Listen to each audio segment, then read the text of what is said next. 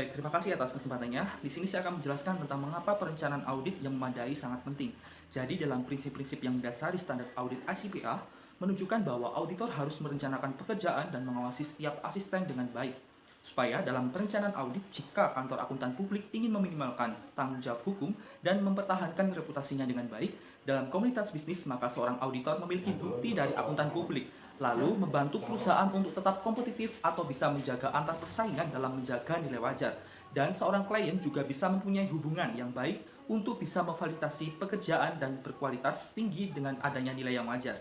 Jadi dalam audit terdapat 4 poin pada bab ini dalam merencanakan audit dan merancang pendekatan audit. Di antaranya, yang pertama, terima klien dan melakukan perencanaan awal audit. Yang kedua, memahami klien bisnis dan industri. Yang ketiga adalah melakukan pendahuluan prosedur analisis. Dan yang keempat adalah tetapkan penilaian awal materialitas dan materialitas kerja. Baik, terima kasih atas kesempatannya. Selanjutnya adalah penerimaan klien dan melakukan perencanaan audit awal. Dalam melakukannya diperlukan 4 hal penting, yaitu yang pertama, auditor memutuskan ingin menerima klien baru atau melanjutkan melayani klien yang sudah ada. Jika auditor memilih untuk menerima klien baru, biasanya auditor melakukan berbagai pemeriksaan mengenai posisi calon klien dalam hubungan dengan perusahaan CPA sebelumnya. Sedangkan jika auditor memilih untuk melanjutkan melayani klien yang sudah ada, biasanya auditor melakukan evaluasi klien setiap tahunnya, seperti integritas klien dan risiko lainnya. Yang kedua, auditor mengidentifikasi alasan klien menginginkan atau membutuhkan audit. Faktor yang mempengaruhi yaitu kemungkinan pengguna dan tujuan laporan, di mana jika akan digunakan secara luas, auditor akan mengumpulkan bukti yang lebih banyak juga. Yang ketiga, auditor memperoleh pemahaman dengan klien mengenai persyaratan perikatan guna menghindari kesalahpahaman. Standar audit mengharuskan auditor memperoleh pemahaman dengan klien dalam surat pertunangan, termasuk tujuan perikatan, tanggung jawab auditor, dan manajemen. Yang terakhir, auditor mengembangkan strategi secara keseluruhan pada audit, termasuk staf perikatan dan spesialis audit yang diperlukan. Strategi ini mempertimbangkan sifat bisnis industri klien termasuk area di mana terdapat risiko, jumlah lokasi klien, dan efektivitas pengendalian klien. Terima kasih atas kesempatannya. Memahami bisnis dan industri klien. Seorang auditor mengidentifikasi dan menilai risiko salah saji material, baik yang disebabkan oleh kecurangan atau kesalahan, berdasarkan pemahaman tentang entitas dan lingkungannya, termasuk pengendalian internal entitas. Standar auditing mengharuskan auditor untuk melaporkan prosedur penilaian risiko untuk memperoleh pemahaman tentang bisnis klien dan lingkungannya untuk menilai risiko salah saji material dalam laporan keuangan, termasuk permintaan keterangan dari manajemen prosedur analitis. Auditor menggunakan informasi ini untuk menilai risiko penilaian klien dan salah saji material. 3 alasan utama untuk memperoleh pemahaman yang baik tentang industri klien dan lingkungan eksternal adalah: yang pertama, risiko yang terkait dengan industri tertentu dapat mempengaruhi penilaian auditor atas risiko bisnis klien dan risiko audit yang dapat diterima. Bahkan, dapat mempengaruhi auditor untuk tidak menerima perikatan dalam industri yang lebih berisiko, seperti industri jasa keuangan dan asuransi kesehatan. Yang kedua, banyak risiko umum yang terjadi pada semua klien di industri tertentu. Contohnya, termasuk potensi keusahaan persediaan di industri fashion clothing. Dan yang terakhir yaitu banyak industri yang memiliki persyaratan akuntansi yang harus dipahami oleh auditor untuk mengevaluasi apakah laporan keuangan klien sesuai dengan standar akuntansi. Misalnya jika auditor melakukan audit terhadap pemerintah kota, maka auditor harus memahami persyaratan akuntansi dan audit pemerintah. Terima kasih. Baik, terima kasih atas kesempatannya. Saya Liza Anim dengan NIM terakhir 664. Saya akan melanjutkan presentasi dari rekan saya, yaitu lakukan prosedur analitis awal. Yang pertama, bagian penting untuk memahami bisnis klien dan penilaian risiko. Nah, pada auditor ini melakukan prosedur awal agar dapat memahami yang lebih baik dalam menilai risiko bisnis klien tersebut. Yang kedua, dilakukan juga dengan membandingkan antara rasio klien dengan industri atau pesaing sebagai indikasi kinerja pada perusahaan. Yang ketiga, yaitu bagian penting dari pengujian di sepanjang audit. Nah, pada pengujian ini juga mengungkapkan perubahan yang tidak biasa dalam rasio perbandingan dengan tahun sebelumnya atau rata-rata industri, dan membantu auditor mengidentifikasi bagaimana peningkatan risiko yang membutuhkan perhatian lebih lanjut dalam pengauditan. Baik, di sini ada contoh prosedur analitis perencanaan. Nah, pada contoh Hedberg Company ini digunakan untuk mengilustrasikan pengguna prosedur analitis awal sebagai bagian dari perencanaan audit. Nah, pada tabel ini juga menyajikan rasio keuangan utama untuk Hedberg Company bersama dengan informasi industri komparatif yang mungkin dipertimbangkan auditor selama perencanaan audit. Nah, pada rasio ini didasarkan pada laporan keuangan Hedberg Company. Nah, pada ukuran profitabilitas ini menunjukkan bahwa Hedberg bekerja cukup baik, meskipun persaingan meningkat dari rantai nasional yang lebih besar. Nah, meskipun lebih rendah dari rata-rata industri, ukuran likuiditas menunjukkan bahwa perusahaan dalam kondisi keuangan yang cukup baik. Dan rasio leverage menunjukkan tambahan kapasitas pinjaman tersebut. Dalam mengidentifikasikan area risiko spesifik, auditor cenderung berfokus pada rasio aktivitas, likuiditas. Nah, pada perputaran persediaan telah meningkat, namun masih lebih rendah dari rata-rata industri.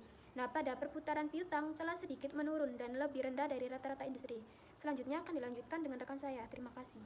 Baik, selanjutnya adalah menerapkan konsep materialitas untuk audit. Jadi dalam suatu audit laporan keuangan tentu terdapat berbagai macam pertimbangan bagi auditor untuk dapat memberikan opini terhadap laporan keuangan yang sedang mereka audit. Nah, materialitas ini merupakan salah satu pertimbangan bagi auditor dalam merumuskan suatu opini. Standar auditing didefinisikan materialitas sebagai besaran salah saji yang secara individual atau bila digabungkan dengan salah saji lainnya secara wajar dapat diharapkan mempengaruhi keputusan ekonomi pengguna yang dibuat berdasarkan laporan keuangan. Karena auditor bertanggung jawab untuk menentukan apakah laporan keuangan mengandung salah saji material. Setelah menemukan salah saji material, mereka harus memberitahukannya kepada klien sehingga koreksi dapat dilakukan. Jika klien menolak untuk mengoreksi kenyataan tersebut, auditor harus mengeluarkan pendapat wajar dengan pengecualian atau pendapat tidak wajar, tergantung bagaimana materialitas salah saji tersebut. Untuk membuat penentuan tersebut, auditor bergantung pada pengetahuan menyeluruh tentang penerapan materialitas. Karena materialitas bergantung pada keputusan pengguna yang mengandalkan laporan untuk membuat keputusan, auditor harus memiliki pengetahuan tentang kemungkinan pengguna laporan klien dan keputusan yang dibuat. Baik, selanjutnya yaitu membuat penilaian awal tentang apa yang dianggap material. Penilaian awal tentang materialitas ini merupakan laporan keuangan yang akan auditor pertimbangkan, yaitu berupa material di awal audit saat mereka mengembangkan strategi keseluruhan untuk audit.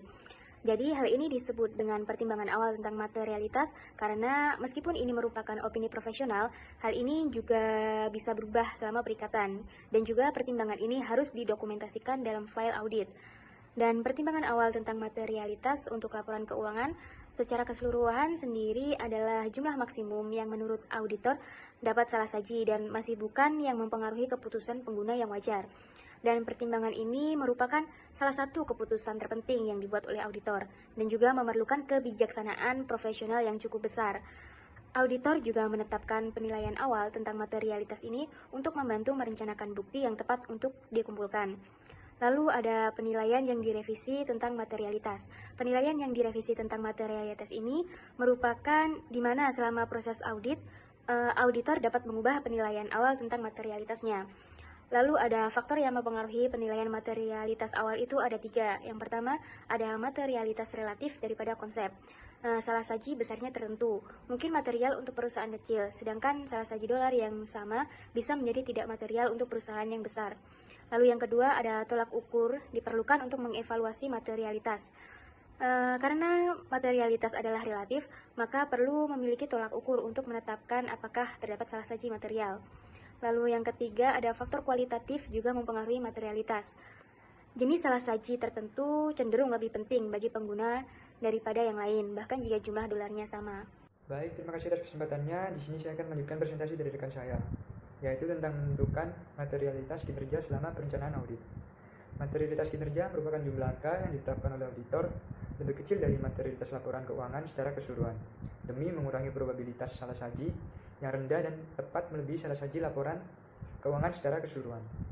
Materialitas kinerja bisa juga dikenal sebagai alokasi pertimbangan pendahuluan tentang materialitas ke segmen-segmen dalam akun negara, dan bukan pada laporan laba rugi, dikarenakan pengaruh dari penggunaan double entry. Contohnya seperti pertimbangan pendahuluan sebesar 442 US dollar dari 6% laba operasi yang dialokasikan ke piutang usaha, maksimal 60% dari pertimbangan pendahuluan sebesar 265.000 US dollar. Hal ini berarti auditor menganggap wajar bila salah saji di bawah 265.000 US dollar. Materialitas untuk mengevaluasi temuan audit. Materialitas dan risiko audit perlu dipertimbangkan sepanjang pelaksanaan audit, khususnya ada 3. Yang pertama, mengidentifikasi dan menilai kesalahan penyajian material. Yang kedua, menentukan sifat, saat, dan luas prosedur. Yang ketiga, mengevaluasi jika ada dampak kesalahan penyajian yang tidak dikoreksi terhadap laporan keuangan dan dalam merumuskan opini dalam laporan auditor. Auditor biasanya melakukan 5 langkah dalam menerapkan materialitas, yaitu merencanakan luas pengujian. Langkah pertama, menetapkan materialitas untuk laporan keuangan secara keseluruhan. Yang kedua, menentukan material pelaksanaan. Yang B, mengevaluasi hasil-hasil. Yang pertama, memperkirakan total kesalahan penyajian dalam segmen. Yang kedua, memperkirakan keseluruhan kesalahan penyajian. Yang ketiga, membandingkan taksiran keseluruhan dengan kebijakan awal materialitas.